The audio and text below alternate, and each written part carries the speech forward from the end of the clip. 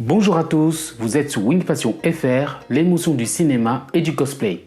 Dans cette vidéo, je vais vous parler d'une adaptation célèbre d'un manga culte qui restera pour tout le monde, le film qui a été vomi par la presse, par le public et surtout par les fans du manga. Mais aussi le film qui a été un énorme échec dans l'histoire du cinéma.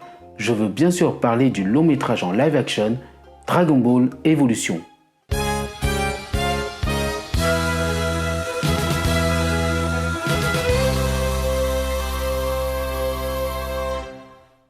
Le film Dragon Ball Evolution est sorti au Japon le 10 mars 2009, aux États-Unis le 10 avril 2009 et en France le 1er avril 2009. Ce film a été distribué par la 20th Century Fox. Maintenant, ça ne s'appelle plus la Fox, mais la 20th Century Studio, parce que la Walt Disney Company a racheté le studio aux côtés de Marvel, Pixar et Lucasfilm. Le metteur en scène de ce film, c'est James Wong, celui qui a réalisé entre autres Destination Finale et les épisodes de X-Files. Dans cette vidéo, je vais vous parler du développement, les critiques, le tournage, le budget et les analyses autour du film Dragon Ball Evolution. Vous êtes prêts? C'est parti pour la vidéo sur les secrets du film de Dragon Ball Evolution. En 1995, l'acteur Jackie Chan, qui était un fanboy de la série, avait manifesté un certain intérêt pour l'adaptation de Dragon Ball en film d'action réelle. Cependant, il a déclaré que cela nécessiterait beaucoup d'effets spéciaux incroyables et un budget énorme. En 2002, la 20th Century Fox a acquis les droits du long métrage de la franchise Dragon Ball.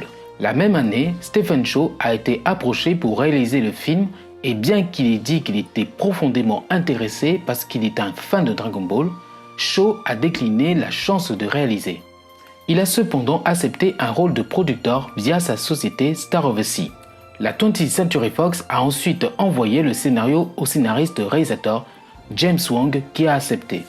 En 2007, James Wong et le cofondateur de Rat Pack Entertainment ont été annoncés respectivement comme réalisateurs et producteurs et le projet a été rebaptisé Dragon Ball. Le premier brouillon de Ben Ramsey a été jugé trop coûteux à tourner et à la fin, il a écrit 5 brouillons différents du script en suivant les notes du studio. James Wong a écrit le dernier brouillon toujours selon les notes du studio, mais a décidé de rester non crédité en tant que co-scénariste. Stephen Chow était un fan de Dragon Ball, citant son histoire aérée et sans contrainte qui laisse beaucoup de place à la création, mais a expliqué qu'il ne servirait que de producteur parce qu'il croyait qu'il ne devrait diriger que les histoires qu'il avait créées. Des coûts différents pour produire le film ont été signalés. En janvier 2008, James Masters a confié à TV Guide qu'on lui avait dit que le film avait un budget d'environ 100 millions de dollars. En avril 2009, la station de télévision espagnole Telecinco a signalé que le budget était de 50 millions de dollars. Masters prétenda plus tard que le film a en fait été produit pour 30 millions de dollars. Justin Chatwin a été sélectionné pour réincarner le personnage central du film, Goku. Roll Perlman s'est vu offrir à l'origine le rôle du méchant Piccolo, mais il a refusé pour travailler sur Hellboy 2, The Golden Army. James Masters, qui a accepté le rôle, a noté qu'il était un fan de la série animée, la décrivant comme le dessin animé le plus cool des 50 000 dernières années parce qu'il a un sens shakespearien du bien et du mal. Résumant le concept original de son Piccolo, il a déclaré que le personnage avait des milliers d'années et il a très longtemps été une force de bien, mais il s'est disputé et a été emprisonné pendant 2000 ans.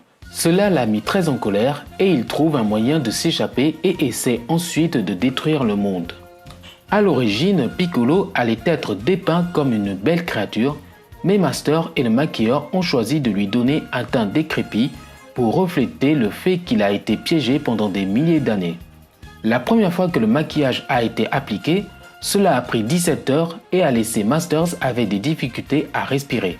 Dans les applications suivantes, cela ne prenait généralement que 4 heures.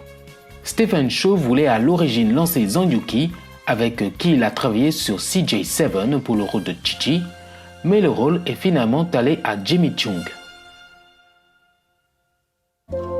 Le tournage a commencé le 3 décembre 2007 au Mexique. Le 2 janvier 2008, l'équipe du film sont allés au parc national de Sierra de Órganos. L'équipe s'est déplacée à Estado de Mexico pour quelques courses à Nevado de Toluca. Le tournage a également été programmé à Los Angeles en Californie. En adaptant le manga Dragon Ball, les villes futuristes et les véhicules volants ont été conservés. Cependant, les créatures et les animaux parlants, tels que Tortue, Oolong, Plume, Chou et Corinne, ont été abandonnés. Beaucoup d'endroits sont très orientaux et il y avait aussi une certaine influence aztèque, en particulier de leur temple. On pensait que l'actrice Emily Rossum porterait une perruque bleue pour ressembler à son homologue d'anime, mais il a finalement été décidé qu'un tel look était trop irréaliste. Au lieu de cela, elle avait son brin naturel avec des stries bleues. Justin Chatwin ne portait pas de perruque car le réalisateur a estimé que les cheveux de Chatwin ressemblaient à ceux de Goku. Une grande quantité de Dragon Ball Evolution a été tournée dans une usine de jeans abandonnée, également située à Durango au Mexique. Les effets spéciaux de Dragon Ball Evolution ont été réalisés par Amalgamated Dynamics, tandis que les effets visuels ont été réalisés par All-In Studio, Zoic Studio et Imagine Engine.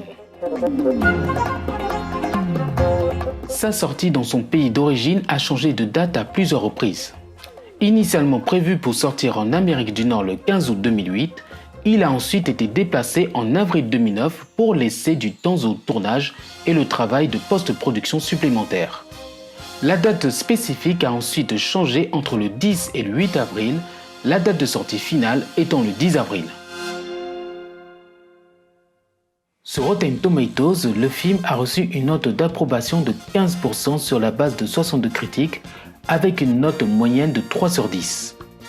Le consensus du site déclare « Exécuté avec peu de panache ou d'invention, Dragon Ball Evolution n'a pas la magie qui a fait du manga sur lesquels il était basé sur une sensation culte ». Sur Metacritic, le film a un score moyen de 45 sur 100, basé sur des critiques de 10 avis indiquant des critiques mitigées ou moyennes. Anime News Network, qui était initialement agacé par les fans de la franchise qui critiquaient le film via des plans de tournage et des bandes annonces divulguées avant la sortie du film, a attribué au film une note globale d'échec et a déclaré que les fans avaient raison. Il a critiqué le manque d'explication des éléments de l'intrigue du film, son scénario éculé et les efforts médiocres des acteurs. E-Entertainment a qualifié le film de gâchis surréaliste qui n'aurait de sens que pour les fans de la série originale. Il a remis en question l'utilisation d'un caucasien dans le rôle principal et a estimé que Chow Yun-fat surjouait comme jamais auparavant, mais l'a considéré comme amusant dans le sens d'une épave de train et que même si ce n'était jamais ennuyeux, c'était aussi jamais logique, cohérent ou rationnel. Avant la sortie du film, le créateur de Dragon Ball Akira Toriyama est surpris par Dragon Ball Evolution et a suggéré à ses fans de le traiter comme une version alternative de son travail. Dans une interview, Toriyama a révélé qu'il avait l'impression que les producteurs hollywoodiens ne l'écoutaient pas de ses idées et suggestions et que la version finale n'était pas à la hauteur de l'original, et a estimé que le résultat était un film qui ne pouvait même pas s'appeler Dragon Ball. Interrogé sur le casting de Goku en 2013, Toriyama a déclaré que personne ne venait à l'esprit pour le rôle, mais si c'était à l'époque où Jackie Chan était encore jeune, je suppose que j'aurais pensé que personne ne pouvait jouer Goku à part lui. En discutant du film dans le super livre d'histoire du 30e anniversaire de Dragon Ball en 2016, Toriyama a écrit « J'avais mis Dragon Ball derrière moi, mais voyant à quel point ce film d'action réel m'a agacé. » En 2016, le scénariste Ben Ramsey s'est excusé pour le film, écrivant « Avoir quelque chose avec mon nom dessus alors que le scénario soit si globalement vilipendé est déchirant.